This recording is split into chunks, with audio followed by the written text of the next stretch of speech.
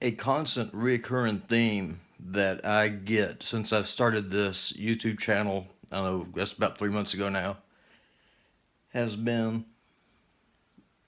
there has never been a case, there's never been a instance of a armed citizen stopping a mass shooting.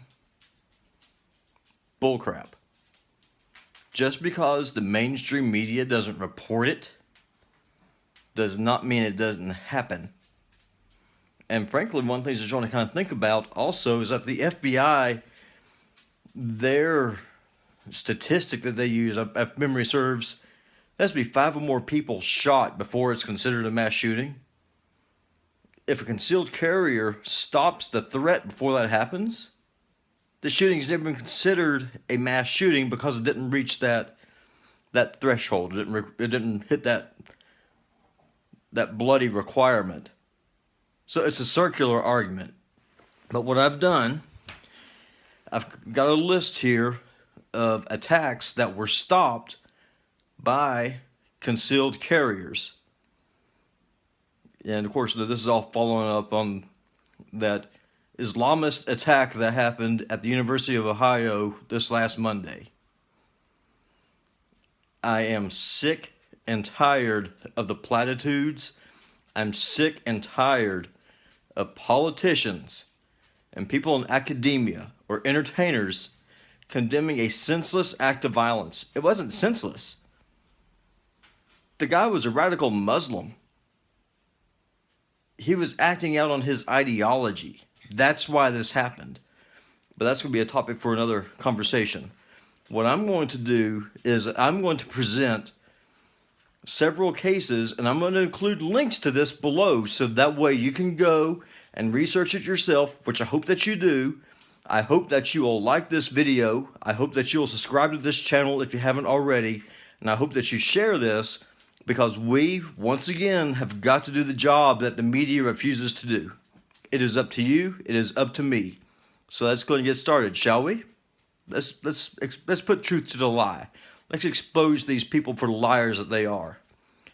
So the first one, Pearl High School, Pearl, Mississippi. Now this is kind of interesting. Student's name is Luke Woodham fatally stabbed his mother at his home before opening fire at his high school, killing 2 students and injuring 7 others. The attack was stopped when assistant principal Joel Myrick retrieved his .45 caliber handgun from his truck because the school, like all other schools, is a gun-free zone. You can't take a gun inside, not legally. He had to go out to his truck, get the gun, come back in, and then stopped Woodham. Could he have saved lives if he had had that gun in his desk or on his person? Who knows? Probably. Parker Middle School. This is April 24th, 1998.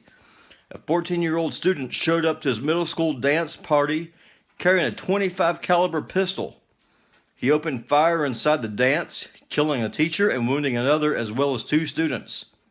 The rampage ended when James Strand, owner of the banquet hall where the dance was happening at, held this thug, up with a shotgun until the police arrived 11 minutes later. Appalachian School of Law. This one here's just insane. A 43-year-old former student armed with a .380 handgun killed Dean Anthony Sutton and Professor Thomas Blackwell with 3 point-blank shots and went on to kill fellow student Angela Dales, as well as wounding 3 others before being confronted at gunpoint by law students Tracy Bridges, a county sheriff's deputy, and Michael Gross, a police officer, while retrieving their personal handguns, again, from their cars. Because schools, repeat after me, gun-free zones. So you've got to lock your gun up in your car. Then you got to waste valuable time while you go out there and get your firearm to confront the threat. This is madness. This is absolute insanity, okay? New Life Church, December 9th, 2000. 2 parishioners were killed and 3 were wounded when a gunman toting a Bushmaster AR-15 opened fire in the church. Hearing rifle fire, Janine Assam grabbed her personal concealed carry firearm, confronted the gunman from a distance of 20 yards. She fired 5 shots, killing the shooter. New York Times. I'm sorry, I apologize. New York Mills AT&T store. This happened on May 27th, 2010. 79-year-old man entered an AT&T store in New York Mills, New York, carrying a .357 revolver and Ralph a list of employees he planned to kill in his pocket. Hearing the gun go off, Donald J. Moore drew his own personal weapon and killed the gunman before he could complete his plan. 1 employee was wounded in the shooting. So here is where a employee working for AT&T, a competitor of a company that I work for, I can tell you right now, once again, gun-free zones. Luckily, this employee disregarded that company policy, had his own gun, eliminated the threat. Sullivan Central High School, August 30th, 2010. A 62-year-old man arrived with 2 handguns and forced his way into the school. He was immediately engaged by a school resource officer. See? This school had a security guard, had a cop on hand. What would have happened if it didn't? Could have been an entirely different story, folks. So I'm telling you, gun-free zones, they give a license to someone who is intent on mischief to go in and kill as many people as they can, because they know minimum they have around 8 to 10 minutes all their own way before a policeman can get there to stop it. This is insane. Free Will Baptist Church, March 25th, 2012.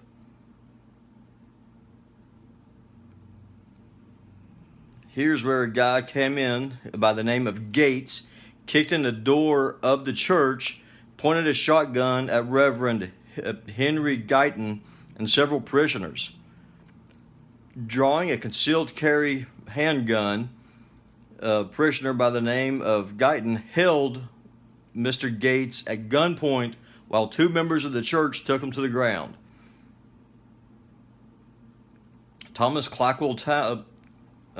Clackamas Town Center Mall, December 11th, 2012.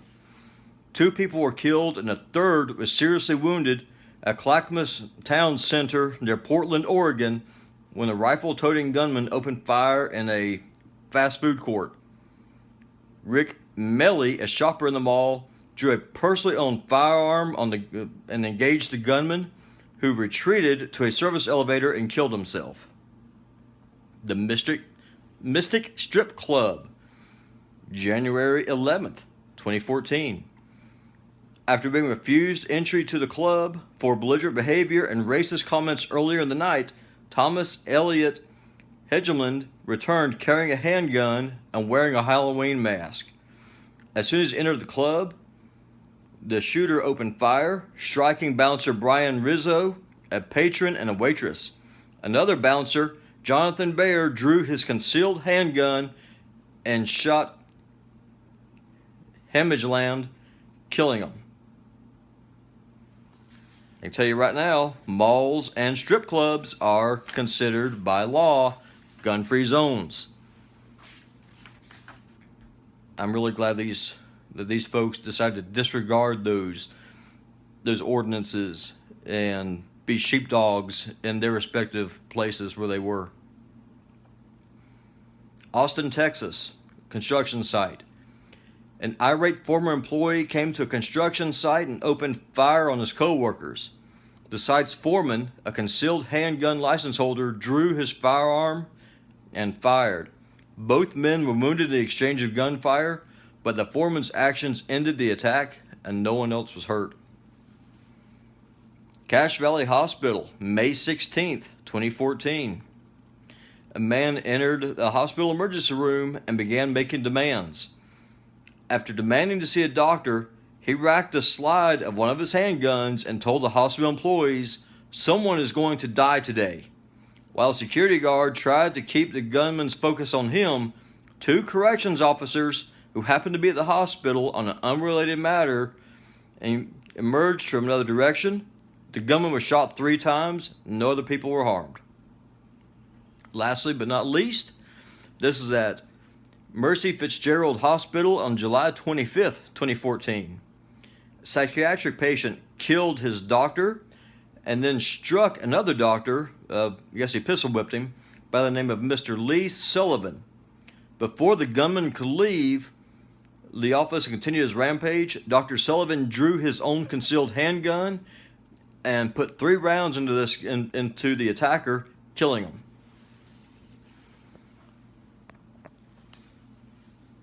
It is up to you to get informed. It is up to you to share that information, just like it is for me. I'm not a reporter. Don't have to be. We have this thing, it's called the internet. Go out, do some research. Get the word out. I'm more than happy to do that for you. Share this video. As I said, I'm going to have links to all this down below in the description. We've got to put to bed once and for all this lie of gun-free zones keep people safe. They don't. A gun-free zone is a slaughterhouse, and it's full of sheep. They don't even realize it. And just like what I said in an earlier video, I am not going to tell you to disregard the law and do something that you feel you can't do. If you in your heart of hearts, if you're not sure that you could draw a gun and take a life, I'm not talking to you. I'm not condemning you. I understand where you're coming from. I get it. But for you folks who have that sheepdog spirit, who have that warrior mentality, those of you who are ex-law enforcement or ex-military, if you are trained with firearms, you know how to use them, and if you have a concealed carry permit, exercise that right, and don't let some stupid sign disarm you. That's the whole point of it being concealed, folks. If it's concealed, they don't know that it's there.